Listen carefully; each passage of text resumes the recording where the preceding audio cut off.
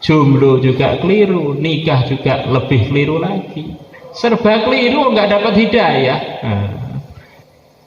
Faman yuridillahu an yahdiyahu yashrah sadrahu lil Islam wa man yurid an yudillahu yaj'al sadrahu dayiqan harajan ka'annama yas'adu fis sama'. Orang yang dikehendaki hidayah oleh Allah untuknya, maka Allah melonggarkan hatinya untuk menerima Islam. Kalau orang itu memang dikehendaki sesat oleh Allah, maka dia merasakan hatinya itu sumpek,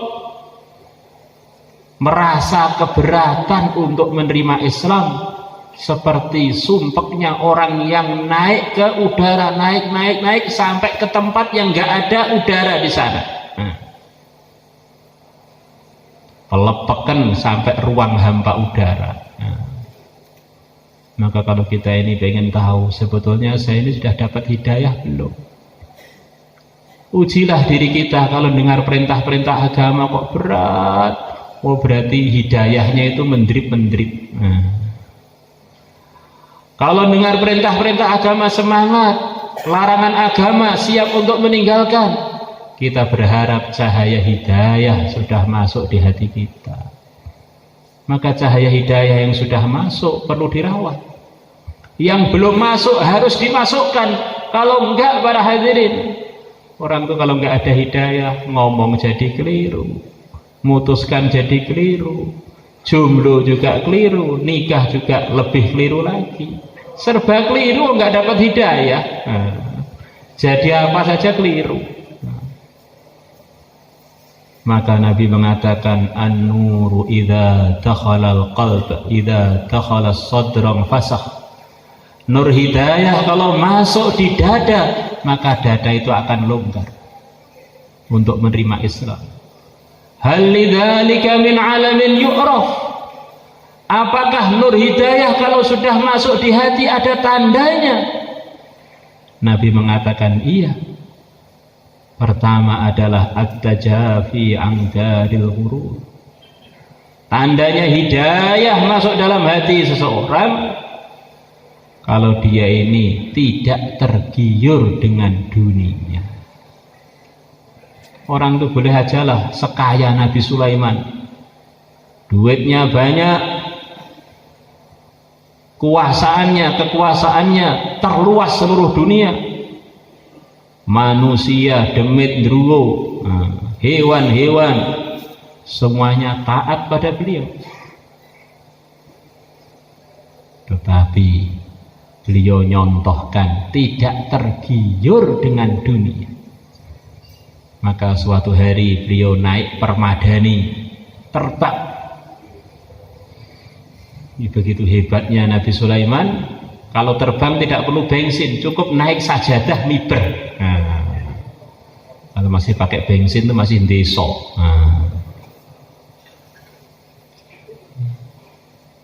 Maka tengah-tengah beliau terbang dengan diikuti pasukannya yang berbagai macam jenisnya. Maka ada seorang petani yang terkagum-kagum dengan kehebatan kerajaannya Nabi Sulaiman. Maka petani tadi bilang, subhanallah, maha suci Allah, Sulaiman kok hebat banget sih. Maka Nabi Sulaiman yang sedang terbang pun dengar perkataan petani tadi. Maka beliau turun. Kamu berkata apa? Saya mengatakan subhanallah, karena kagum saya pada kerajaan Tuhan. Maka Nabi Sulaiman mengatakan, subhanallah, kamu satu kali itu lebih mahal dari seluruh kekuasaan saya. Subhanallah itu kekal, dunia ditinggal, para hadirin. Sehebat-hebatnya dan sebanyak apapun dunia ini ya tetap mau ditinggal. Maka dunia kok nggak jadi amal tuh ya sudah rugi dunia, di akhirat nggak dapat apa-apa. Kok rugi dunia? Ya ditinggal, dunianya nggak dibawa. Sudah dikumpulkan sampai jambul wanen, ternyata ditinggal mati. Selepas mati di sana ternyata nggak ada hasilnya apa-apa. Orang tuh memiliki dunia banyak boleh saja, jangan tergiur. Maka banyak orang kaya tidak tergiur dengan dunia. Ada banyak orang miskin nggak punya apa-apa, otaknya duit saja. Tidak punya duit, di otaknya tok duit, ngitung hartanya orang lain. Sampai habis umurnya ngitung hartanya orang itu belum selesai. Itu namanya tergiur dengan dunia. Contohnya begitu. Sepertinya meluarat, maco juga kadang-kadang nggak laku, tapi otaknya itu duit tok. Masya Allah. Ini tergiur dengan dunia itu bukan selalu dapat dunia para hadirin. Jadi kalau orang sudah tergoda dengan dunia, kaya juga jadi kaya yang banyak pelanggaran, melarat juga melarat yang nelongso di dunia, di akhirat nggak dapat apa-apa. Kemudian tandanya hidayah masuk dalam hatinya seseorang, al-inabah ila daril khulud. Fikirnya itu adalah fikir akhirat. Ngomongnya sambil mikir bagaimana omongan saya itu manfaat untuk akhirat. Pulang ke rumah gimana sih rumah saya ini manfaat untuk akhirat. Ketemu istri gimana istri saya ini manfaat untuk akhirat saya. Anak-anak, pekerjaan, urusan apa saja, bagaimana selalu disertai mikir, semuanya ada manfaatnya untuk bekal akhirat. Insyaallah kita semuanya niat terhadap. Maka ada seorang santri, ini cerita, bukan mau nyindir, mau cerita. Datang pada gurunya. Santri ini sebetulnya jenggotnya panjang tapi dicukur terus. Maka oleh gurunya itu diberitahu, kalau orang itu nggak nyantri itu mungkin kamu nggak saya tegur lah. Kan kita ini nyantri hidup itu mau cari pahala, dan pahala yang paling mudah, paling ringan mendapatkannya, dan itu akan mengalir terus pahalanya 24 jam ya jenggot itu. Ini pikir kamu akhirat tuh bagaimana sih? Lah dari jenggot kamu ngalirkan pahala terus kok malah kamu panen terus tiap hari, itu gimana? Akhirnya nggak sempat menumbuhkan pahala. Jadi kalau orang itu ada al-inabah ila daril khulud, pikirannya jadi pinter para hadirin.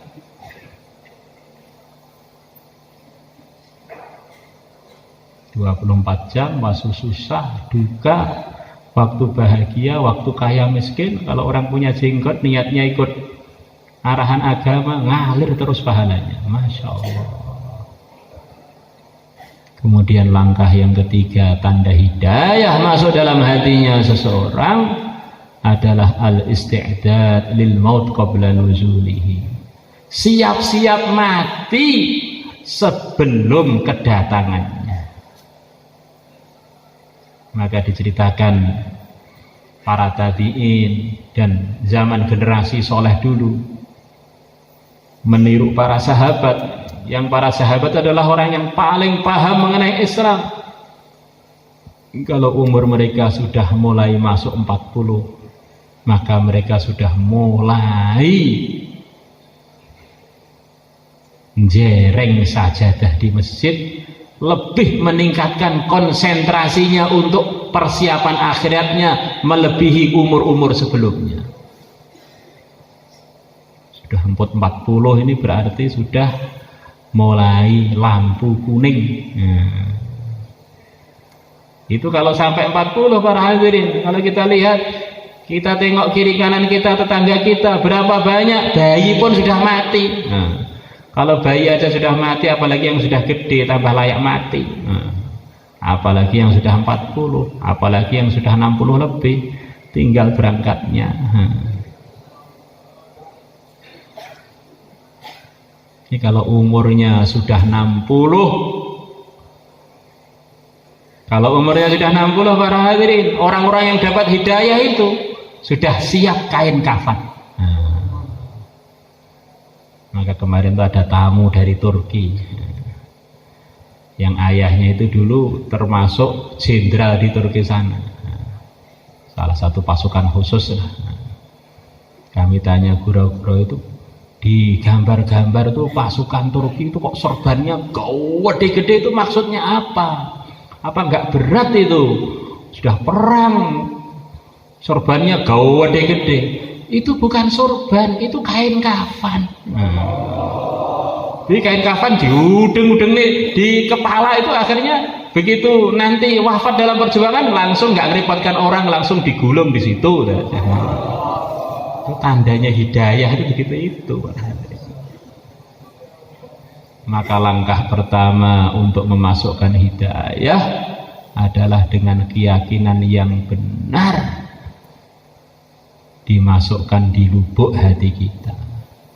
Innal ladzina amanu wa 'amilus solihati yahdihim rabbuhum biimanihim tajri min tahtihimul anharu fi jannatin na'im da'wahum fiha subhanakallahumma wa tahiyyatuhum fiha salam wa akhiru da'wahum alhamdulillahi rabbil alamin. Yang diantara maksudnya ayat tadi, orang tuh bisa amal soleh, akhirnya sampai ke surga, akhirnya di sana mendapatkan berbagai macam kenikmatan. Sumber pertama adalah sebab iman yang benar yang ada dalam hati mereka. Allah berikan bimbingan kepada mereka sebab iman yang ada dalam hati mereka. Yahdihim rabbuhum biimanihim. Maka kita rasakan para hadirin, kita yakini dan kita jadikan sebagai sikap hati kita dan sikap hidup kita bahwa Tuhan itu hanya satu saja, yaitu Allah. Yang selain Allah itu makhluk, tidak ada aslinya. Itu kok bisa ada? Karena diwujudkan oleh Allah. Sebagaimana sabda Nabi dalam hadis riwayat Imran ibn Husain, kana Allah wa lam yakun syai'un ghairu. Allah telah ada dan selain Allah tidak ada. Kita kok bisa ada? 100 tahun yang lalu kita nggak ada, 100 tahun ke depan juga insya Allah semuanya sudah nggak ada. Kok bisa ada ini? Karena diwujudkan oleh Allah. Maka kalau semuanya itu dari Allah, diwujudkan oleh Allah, perlu kepada Allah, maka berarti waktu bahagia, waktu menderita, waktu kaya, waktu miskin, 24 jam kita itu selalu berhajat kepada Allah. La ilaha illallah. Dirasakan benar, manusia, jin, setan, tuyul, mak lampir, sadikem, pakai saji, padas curi, itu semuanya dulunya nggak ada. Sebagaimana waktu nggak ada itu nggak bisa buat apa-apa, wong nggak ada. Selepas ada pun tidak bisa buat apa-apa tanpa Allah. Dan Allah menjanjikan kalau hambanya itu imannya benar, amalnya benar, akan ditolong oleh Allah. Kalau sudah ditolong oleh Allah, beres. Insyaallah kita semuanya niat barangkali. Wa kana haqqan 'alaina nasrul mu'minin. Kalau orang itu imannya benar, dijanjikan oleh Allah pasti akan ditolong. Para nabi, para rasul, contohnya pimpinan-pimpinan orang yang imannya paling kuat, paling lurus, paling benar, menghadapi masalah-masalah besar dengan ingat Allah, masalah-masalah besar justru jadi pertolongan besar, justru jadi rahmat Allah yang besar. Nabi Ibrahim dimasukkan di api bukan malah wafat, malah pengalaman dapat masakan-masakan langsung dari surga di dalam api yang menyala. Nabi kita Muhammad SAW waktu Ramadan begini ini mau digempur musuh senjata lengkap, maka beliau dengan para sahabat istighatsah, ya hayyu ya qayyum, ya hayyu ya qayyum. Musibah yang sepertinya mau datang berubah jadi ghanimah, kaya mendadak tidak direncana. Masya Allah. Nabi Yunus alaihi salatu wassalam, Masya Allah, dalam keadaan susah bertubi-tubi, terakhir dicaplok ikan di tengah-tengah malam, tengah-tengah hujan lagi, dibawa ke dasar lautan. Nyontohkan kepada kita, kalau ada masalah bertubi-tubi itu, kembalilah kepada Allah, salahkan diri sendiri, puji-pujilah Allah, la ilaha illa anta subhanak inni kuntu minadh dhalimin. Maka akhirnya selesai masalah, beliau keluar dari perut ikan, kaumnya yang asalnya tidak mau nerima beliau 100.000 lebih dapat hidayah selepas beliau mencontohkan ada puncak masalah hanya merujuk kepada Allah, dirinya diridhai Allah dan jadi asbab orang-orang diridhai Allah. Fa arsalnahu ila mi'ati alfin aw yazidun fa'amanu famatta'nahum ilahi. Kita ini sering mudzakarah bagaimana dapat hidayah, bagaimana jadi asbab hidayah. Kuncinya di sini ini para hadirin. Menghadapi masalah, waktu suka dan duka, ingat Allah, hanya berharap kepada Allah, tidak lupa kepada Allah. Insyaallah kita semuanya niat. Kemudian langkah yang kedua, bagaimana hidup kita total kita ikutkan dengan pimpinannya orang yang beriman, pimpinannya orang yang takwa, pimpinannya para nabi, para rasul, di dalam mencapai prestasi yang tertinggi, derajat yang tertinggi di sisi Allah yang mulia, Nabi besar Muhammad sallallahu alaihi wasallam. Maka di antara yang dicontohkan Nabi bulan Ramadan ini, beliau memperbanyak di antaranya baca Quran. Maka dikatakan bulan Ramadan adalah syahrul Quran. Setiap Ramadan malaikat Jibril datang untuk takroran Quran dengan Nabi. Andaikan ada bulan yang lebih bagus untuk baca Quran melebihi Ramadan, tentulah malaikat Jibril akan datang di bulan itu. Ternyata malaikat Jibril untuk takror Quran dengan Nabi selalu dalam bulan Ramadan. Maka kita hidupkan malam-malam Ramadan kita untuk meningkatkan ibadah kita para hadirin. Tarawihlah, nggak usah banyak-banyak, 30 juz saja. Tinggal pilih 30 juz satu malam, tinggal pilih 30 juz 2 malam, 30 juz 15 malam, tinggal pilih. Kita sudah banyak gunakan kaki kita dan diri kita di sawah berjam-jam, masa tarawih 2 jam 3 jam aja nggak mampu. Ini hamba yang nggak tahu diri ini namanya. Makan dapat dari Allah, oksigen dapat dari Allah. Kalau di depan HP berjam-jam betah, ini di depan Quran 5 menit aja nggak betah. Komputernya bersih, nggak ada debunya, Qurannya penuh debu, kelihatan nggak pernah dibaca. La ilaha illallah. Di samping sekian banyak hadis cerita bahwa Al-Quran ini akan datangkan nur, dengan nur itu Allah akan hentikan pembacanya dari macam-macam kemaksiatan. Maka di antara tarbiyah biar kita ini mudah mengamalkan Islam, bagaimana kita ini sering baca Al-Quran, biar hati kita ini bernur. Dari nur itu akhirnya tahu mana yang boleh, mana yang nggak boleh, kemudian dapat taufik yang boleh dikerjakan, yang tidak boleh ditinggalkan. Insyaallah semuanya niat.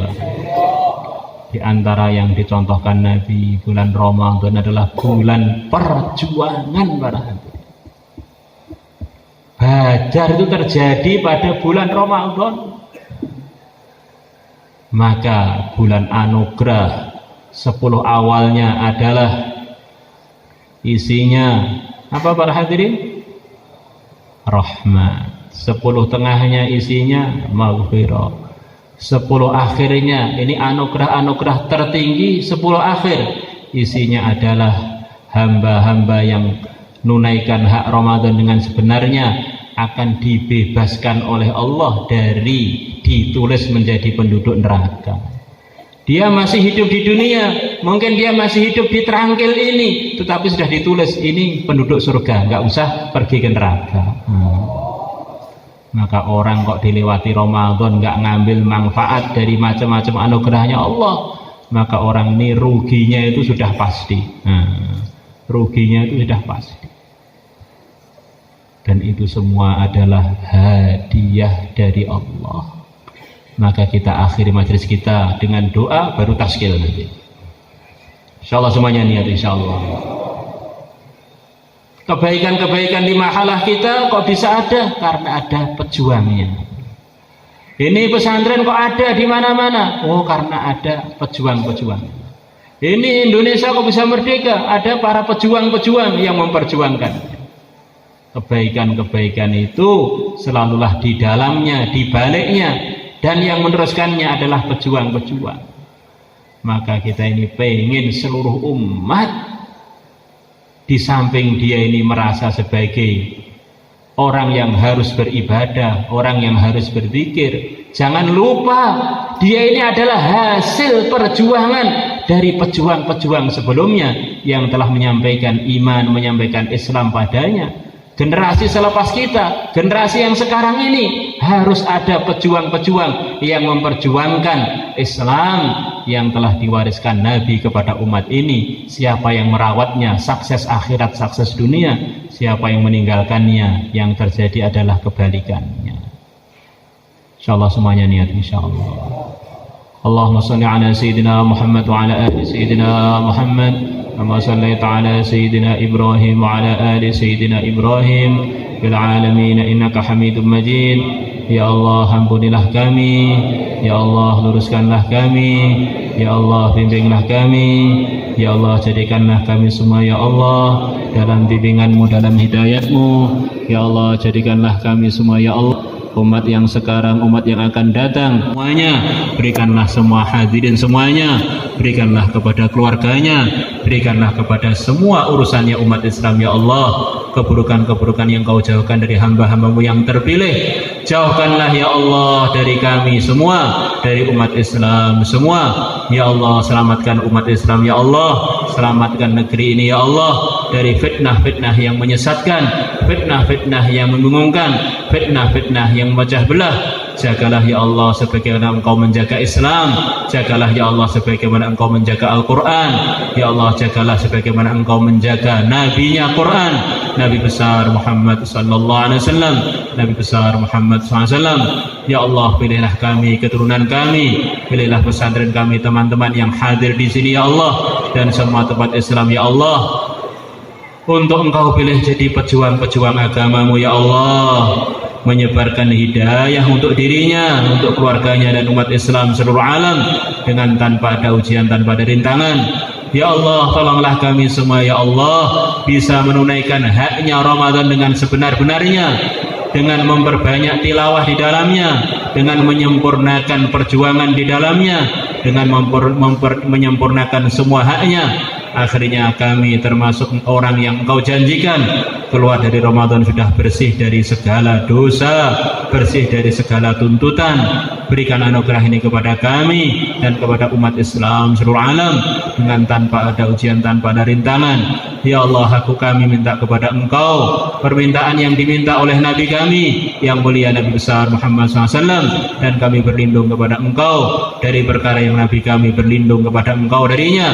Innaka ala ma tasya'u qadir wa bil ijabati jadir. Ya Allah, ya Allah, kabulkanlah hajat-hajat kami, harapan-harapan kami dan permintaan kami tadi Ya Allah, dengan berkahnya seluruh hamba-Mu yang saleh, dengan berkahnya Rasulullah SAW, murni anugerah-Mu tanpa ada ujian, tanpa ada rintangan. Wa sallallahu ala sayyidina Muhammad wa ala alihi wa sahbihi wa baraka sallam. Alhamdulillahi rabbil alamin.